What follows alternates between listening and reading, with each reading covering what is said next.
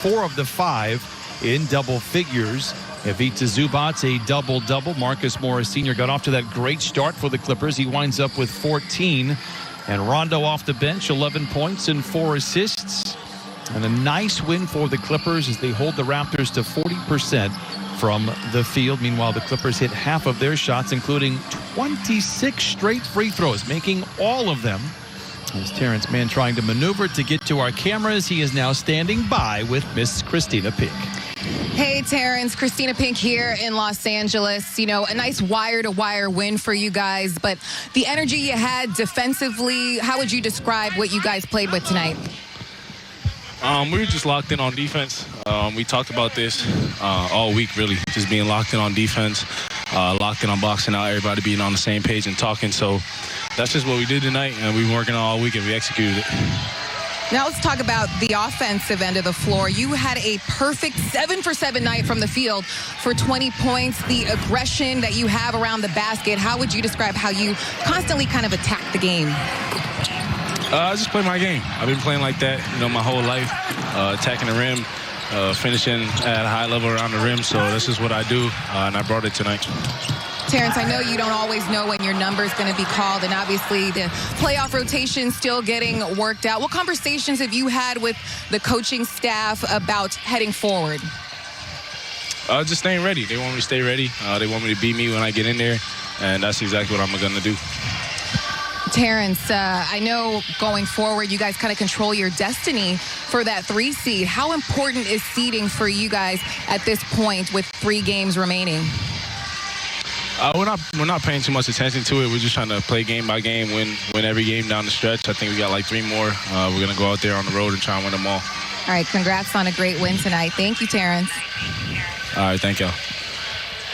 Brian. Christina, great stuff. Terrence. On the floor, again, for a player not to play last game, and then the night before, I think he had 4 minutes, and the previous night, he had 6 minutes, to come in with so much fire, to be energetic, to play with such a sense of passion on the basketball court, that's what you need. And when your number is called by your coach, you got to go out there and play. And I just love his execution tonight, Don. We will get to his offensive prowess here in just a little bit. I loved what he told Christina Pink, because the focus, obviously, defense first, Corey, across the board for this Clippers team. Yeah, you just saw the pressure. And again, when you have Patrick Beverley back in the lineup, it changes everything.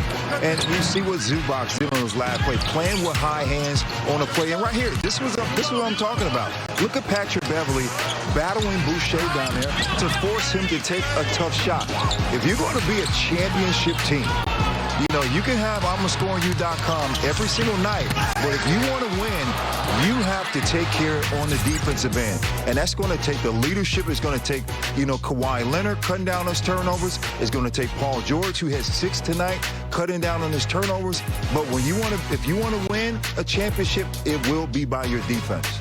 Yeah, and you don't have to steal it. You don't have to block it. You just have to get the other team to miss. And 41% will work, especially as we head towards the playoffs. Again, I think you're seeing this Clipper team kind of sharpen into focus here on what we're going to be like starting the playoffs in a week and a half. Terrence Mann, now just the 5th player in the history of the franchise to come off the bench with at least 20 points and go 100% from the floor, Don. And as Corey said, he hasn't had a lot of minutes of late, but man, was he ready. It's really not easy to do, because a lot of offense is about rhythm and timing. And if you haven't played, it's hard to have rhythm and timing. But Terrence Mann manufactures a lot of his offense. He puts a lot of pressure on the defense in transition.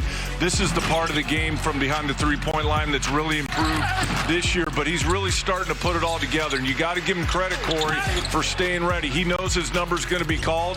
Even though he's not playing big chunks of minutes right now, he was ready tonight. Hey, Don, and a lot of those dunks, he had 4 dunks tonight, but it was all about just playing the angles on the basketball court. If it's a drive and you see a man steps up, Terrence Mann understands now where to make that change of speed to attack the basket. I just love his effort, his competitive nature.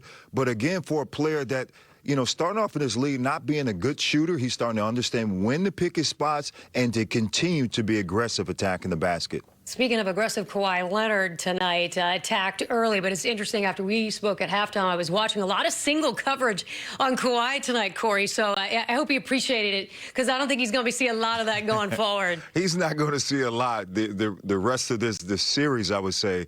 But Kawhi Leonard is a player that he commands a double team. Matter of fact, he commands a triple team, because you just cannot stop him by yourself.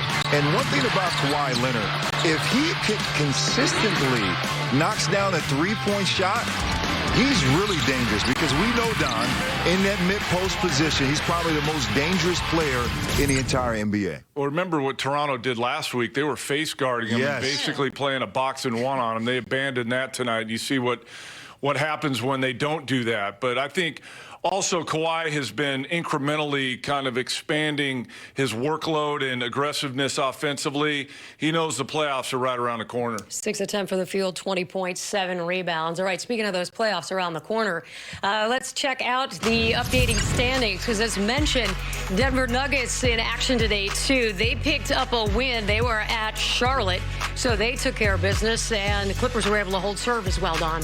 Well, you just wonder, with Dallas losing tonight, what's going to happen down the home stretch here, and who is actually going to finish 5, 6, 7. But I think the Clippers just handle their business, get the 3 seed, and let the chips fall where they may. Yeah, and if you're looking at that 5 or 6 position, I believe that the Portland Trailblazers have the tiebreaker against the Dallas Mavericks. So, you know, if you're looking as far as the standings, to me it seems that the Portland Trailblazers will be at number 5 and the Dallas Mavericks will be at 6. Yeah, Dallas down 20 to Memphis right now with just under 6 minutes to play. So the plot thickens. It's going to be fun all the way down to the end, especially if you are a Clipper fan, because Rajon Rondo is wearing the correct uniform this time around. We'll talk about his night at the office when we come back.